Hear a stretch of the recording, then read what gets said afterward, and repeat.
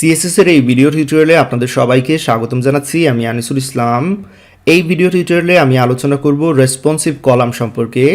অনেক সময় একটি রো কিংবা মাল্টিপল রো এর কলাম সংখ্যাকে হ্যান্ডেল করার প্রয়োজন হতে পারে, অর্থাৎ ডিফারেন্ট স্ক্রিন সাইজের জন্য হয়তোবা একটি রো এর কলাম সংখ্যাকে আপনি কন্ট্রোল করতে যাচ্ছেন। ধরা যাক বড় স্ক্রিনের ক্ষেত্রে আমি চাচ্ছি একটি রোকে 4টি ভাগে বিভক্ত করব, যেমনটা এখানে দেখতে পাচ্ছেন 4টি কলামে বিভক্ত করে নিয়েছি। ছোট স্ক্রিনের ক্ষেত্রে দেখতে পাচ্ছেন এইখানে মূলত একটি ডিপ বা একটি কলাম পুরো স্ক্রিনের জায়গাটা জুড়ে নিয়েছে, এবং এইখানে দেখতে পাচ্ছেন মিডিয়াম সাইজের স্ক্রিনের জন্য আমি রোকে 2টি কলামে বিভক্ত করে নিয়েছি। তো এই কাজটা কীভাবে করতে হয় ডেফিনেটলি আপনারা পারবেন ফ্লোট ব্যবহার করে, এবং চাইলে ফ্লেক্স লেআউটও ব্যবহার করতে পারবেন, যেটা অলরেডি আমি আপনাদের দেখিয়েছি। তো এখানে আমি দুইটি আবারও রিপিট করে দেখাবো দুইটি পদ্ধতি। প্রথমে ফ্লোটের সম্পর্কে ধারণা আবারও দিয়ে নিচ্ছি। একটি বেসিক স্ট্রাকচার তৈরি করে নিয়েছি, এইদিকে আমি আপনাদের আউটপুট দেখাবো। প্রথমে যে কাজটা করব, আমি এখানে 4টি কলাম তৈরি করে নিচ্ছি।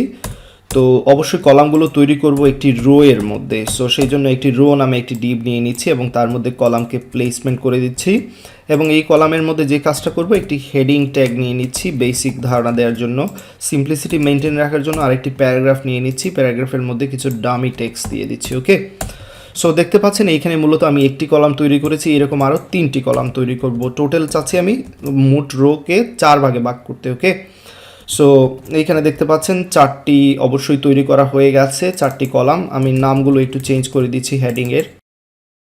পারফেক্ট। তো দেখতে পাচ্ছেন এইখানে যে কলামগুলো মূলত তৈরি করতে চাচ্ছি তারা একটি অন্যটির নিচে আছে, যেমনটা ডিপগুলো থাকে সাধারণত। তো সেই জন্য আমাদের কি করতে হবে, অবশ্যই যদি পাশাপাশি নিয়ে আসতে চাই সেক্ষেত্রে সিএসএস এর স্টাইল ব্যবহার করতে হবে। ওকে, তো প্রথমে যে কাজটা করব, কলামকে অ্যাক্সেস করব এখান থেকে।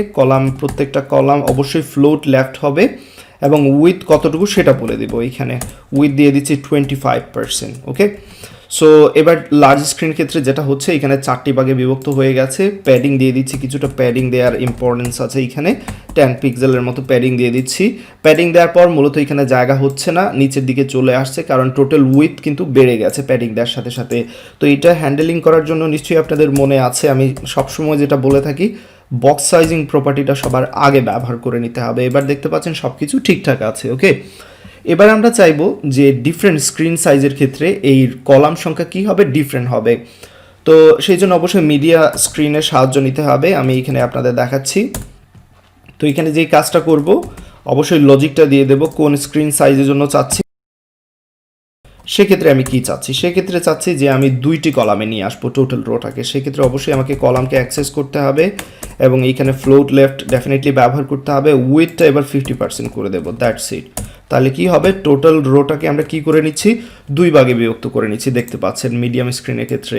সো 992 পিক্সেল, এবং তার ছোট স্ক্রিনের ক্ষেত্রে কি হয়ে যাবে, এটা 2 ভাগে বিভক্ত হয়ে যাবে। এবার চাইলে আর একটু ছোট স্ক্রিনের জন্য আমরা হ্যান্ডেল করতে পারি। এটা কপি করে এখানে বসিয়ে দিচ্ছি, এখানে জাস্ট 600 পিক্সেল বসিয়ে দেবো। ওকে, এবং এই ক্ষেত্রে আমি এখানে ফ্লোটিং করব না, এবার টোটাল উইথ নিয়ে আসবো 100%। অর্থাৎ একেবারে স্মল ডিভাইসের ক্ষেত্রে কি হবে, প্রত্যেকেই পুরো স্ক্রিনের জায়গাটা জুড়ে নেবে। ওকে, অর্থাৎ একটি অন্যটির নিচে চলে আসবে স্মল স্ক্রিনের ক্ষেত্রে।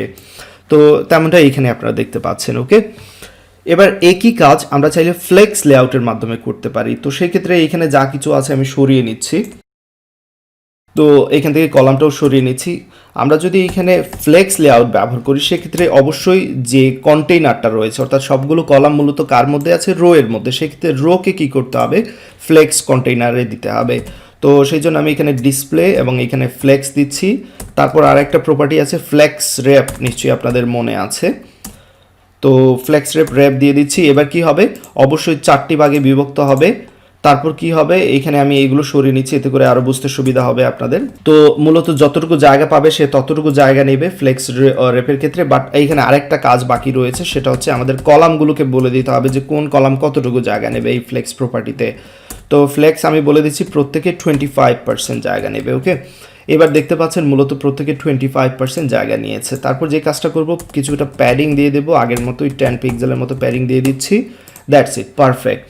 তো এই ছিল নর্মাল স্ক্রিনের ক্ষেত্রে যে আমরা ডিজাইনটা করেছি। আমরা বলেছি যে এটা হচ্ছে ফ্লেক্স লেআউট, এবং অবশ্যই র্যাপিং হবে, যখন জায়গা পাবে না তখন নিচের দিকে চলে আসবে, তাই না?